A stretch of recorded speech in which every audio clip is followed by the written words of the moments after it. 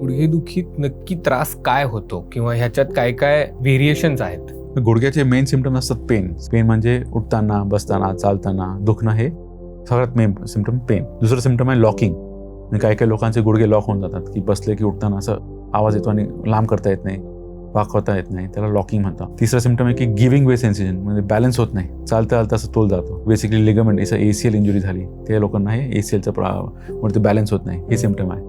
आणि चौथ्या म्हणजे सर्वात कॉमन की काही न करता पण दुखणं गुडघ्या, म्हणजे झोपताना म्हणजे स्टेज 4 आर्थरायटिस बोललो आपण, की यांना कंटिन्युअस पेन असतं, म्हणजे काही न करता पण पेन होणं, त्याला नाईट पेन म्हणतो आम्ही आमच्या भाषेत, की नाईट पेन म्हणजे स्टेज 4 आर्थरायटिस. यामध्ये एक्सरेमध्ये तुमचा पाय स्ट्रेट दिसणार, हाड चांगले दिसणार, पण थोडंसं गॅप कमी व्हायला सुरुवात होतो. गुडघ्यामधले गॅप असतो, त्या गॅपमध्ये आपला कार्टिलेज असतो. जसं वय वाढतं ते कार्टिलेजची थिकनेस कमी होत जाते आणि ते एक्सरेमध्ये गॅप कमी होत जातो. कारण एक्सरेमध्ये नुसतं हाड असतात, वरचं हाड आणि खालचं हाड.